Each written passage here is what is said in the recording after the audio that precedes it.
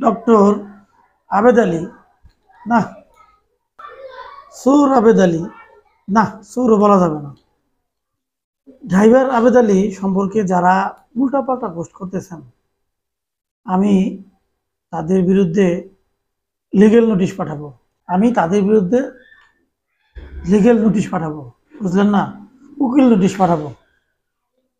একটা লোক সম্পর্কে না জেনে, তার ইতিহাস, অতীত ইতিহাস না জেনে তাকে তো খারাপ মানুষ বলা যাবে না, তাকে নিয়ে উল্টাপাল্টা পোস্ট করা যাবে না। একটা ভদ্রলোক সম্পর্কে, তার ইতিহাস সম্পর্কে না জেনে তার বিরুদ্ধে কথা বলা যাবে না।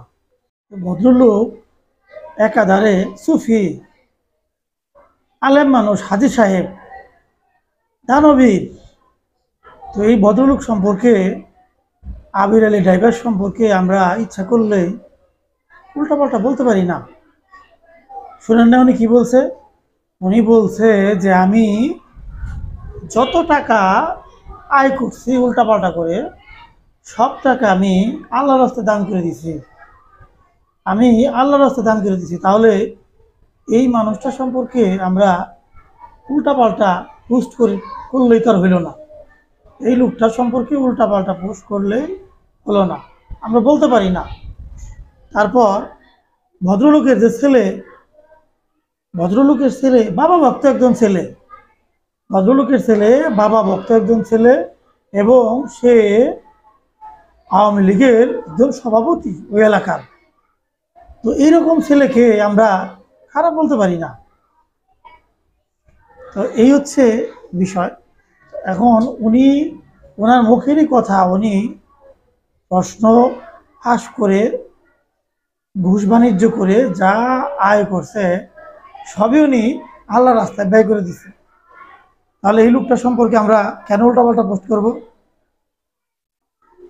তো দেখা যায় এখন লোকটাকে পুলিশে ধরছে।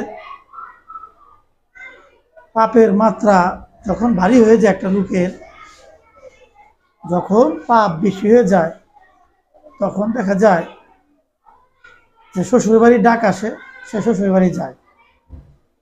বিচার হবে লোকের, অবশ্যই বিচার হবে। কিন্তু আমার কথা হলো, একজন ড্রাইভার 1 যুগ ধরে এই কাজ করে আসছে। একজন ড্রাইভার তো এত বড় কাজ করার কথা না, এত বড় জালিয়াতি, এত বড় একটা ঘুষ বাণিজ্য শুধু ড্রাইভার করার কথা না, পারার কথা না। ওনাকে যারা ব্যবহার করছে, আমার মনে হয় তারা ধরা ছোঁয়ার পায়নি। ওনাকে যারা ব্যবহার করছে, উনি তো এই কাজ একা করতে পারে নাই। ওনাকে যারা ব্যবহার করছে তাদেরকে আইনের আওতায় জানি না আনা যাবে কিনা, সম্ভব কিনা। তো আমার প্রশ্ন হচ্ছে, এই ধরনের চোরদের, এই ধরনের অভদ্র অসভ্যদের অবশ্যই শাস্তি হওয়া উচিত।